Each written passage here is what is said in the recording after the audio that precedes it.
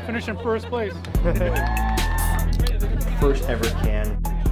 12 days out. Raw 50K. Guys, we're on the shoes. I'm just trying on my new shoes that my little girl colored for me. This next run to hit that retail market. What's going on, guys? Welcome back to episode 3 of The Process. We are here. Today is May 4th. Happy Cocodona 250 day. We have the Cocodona 250 live stream up on the monitor right now. So shout out everybody that is running this 250 mile behemoth of a race. The Cocodona 250, for those of you guys that don't know, it is a 250 mile marathon through Arizona, ends in Flagstaff, and it is 100% like my dream race. It's like the top my bucket list for ultra races. Every year I watch it the last 3 years. The lengths that these guys go to, it's truly insane. This live stream right now has 11,000 people watching, and that's such a testament to the commitment that this sport has, and I just love watching these guys. So shout out everybody. Currently about 7.5 hours in to this 250 mile race. We're definitely pulling for you guys. You know, honestly, last episode we kind of dived a little bit into the behind the scenes design process. We didn't really kind of explain beyond what I was doing. So last episode you guys caught me designing some of our trays and our cans, and I just wanted to, you know, dive a little bit deeper into that. So I pulled out a couple of the cans we have here.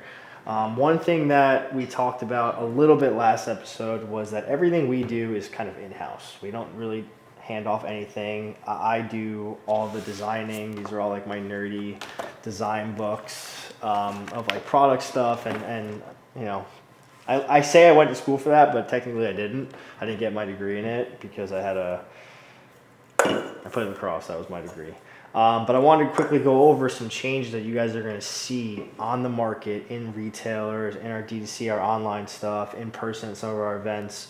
So if you guys have been with us from the very beginning, our first ever can was this matte sleeve can. This initial can was beautiful. It had that matte texture, but unfortunately, it had a lot of flaws. I don't know if the camera's going to pick this up. You could try to pick this up on camera. See if you can get that. You could tell the gloss feature and the matte feature don't line up.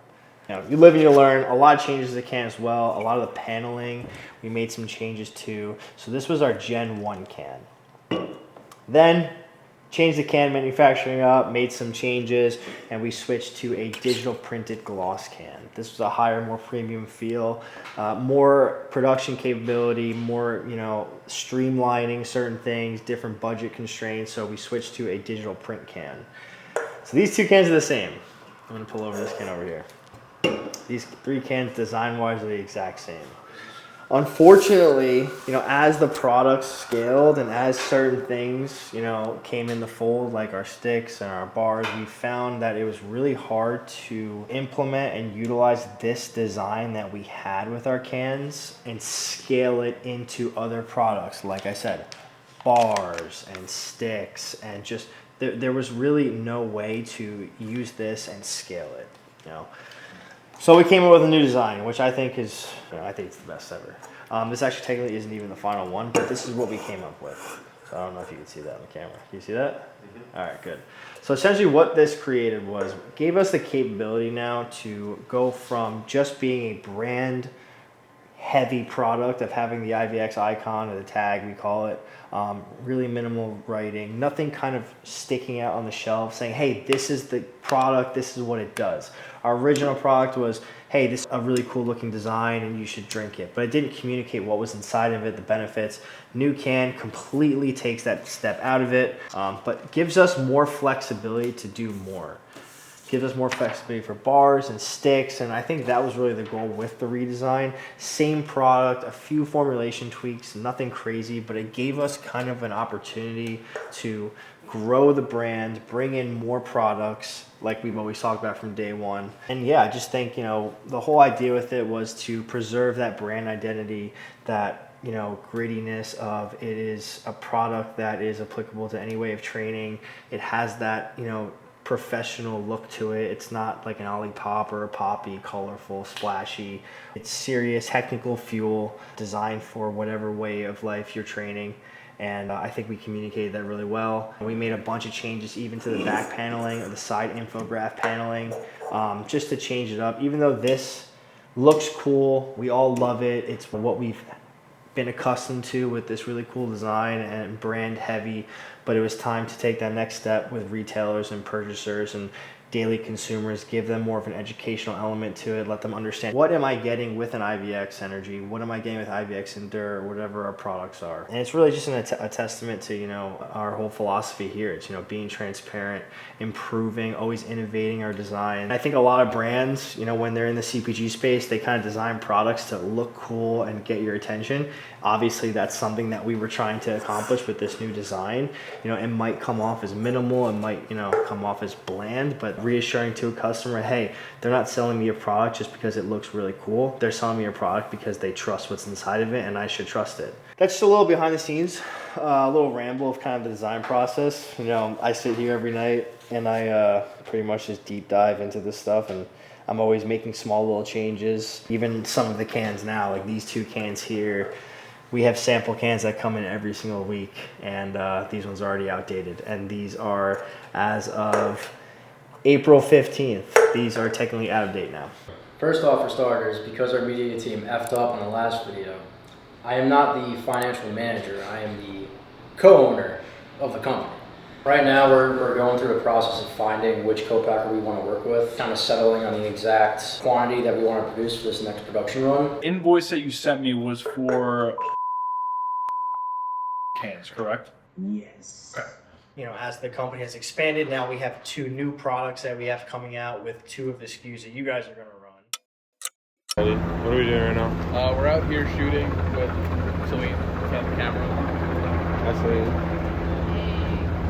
Nice, easy shoot. A couple locations. Should be good. Should be good. Should be good photos, video.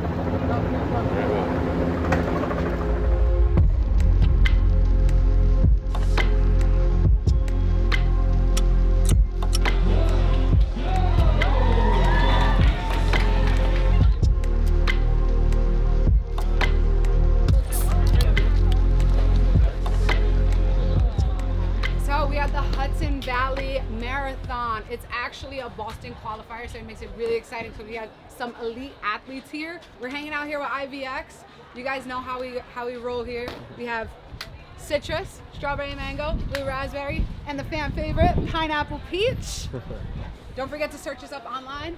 Go ivx.com. You want to finish in first place?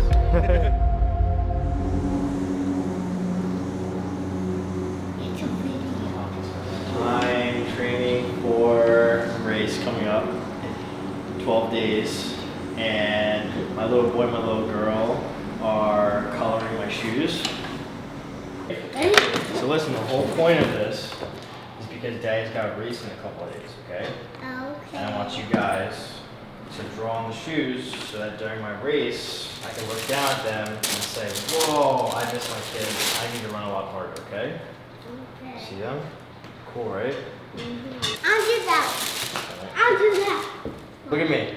Don't make them all one color. Go. Go.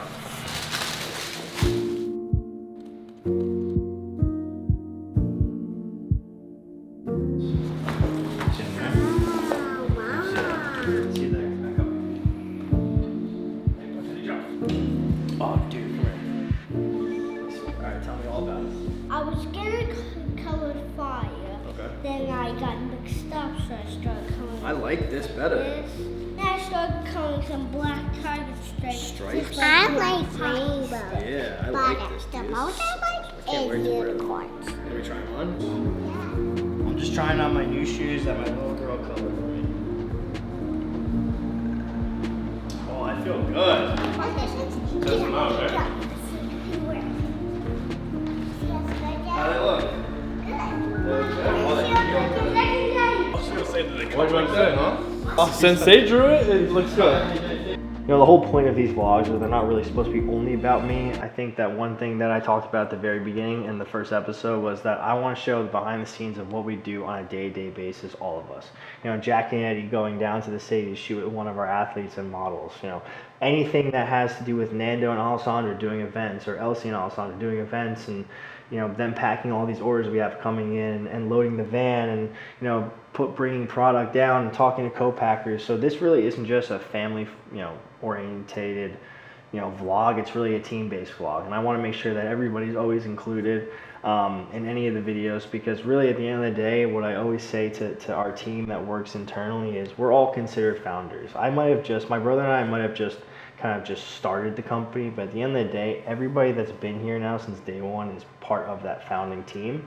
So again, it's just a testament to showing you guys what we do on a day-to-day basis, that we might not be the biggest company, but everybody is in here putting in the work so that one day we could be one of those big brands. And all the people that put in these orders that we've been packing by ourselves is just like a testament again to what we've been working on. And I'm really appreciative of the team and everybody that's put in these orders. So all in all, I think I found my groove a little bit with filming some of these videos. Like I talked about kind of like in the first episode, filming YouTube has always been a challenge for me, because I feel like we're never really going to be at that point, or I'm not at the point that I should be. But I think I've come to learn that we are at a level that might be an aspirational idea for some people. And I just want to reiterate, these videos are not meant to teach you how to do X, Y, and Z, because when I had just started both my companies, nobody told me how to do it. There was no YouTube video, there was no big vloggers that were teaching you how to do these things. And I don't think of these videos as something like that. I think of it as an insight, and one day we could look back and say, hey, I was buying those drinks from that company when they were just in one office. So that's really what I want these videos to be. I want them to be, you guys are part of our process, and seeing what it takes to build two successful companies in today's world.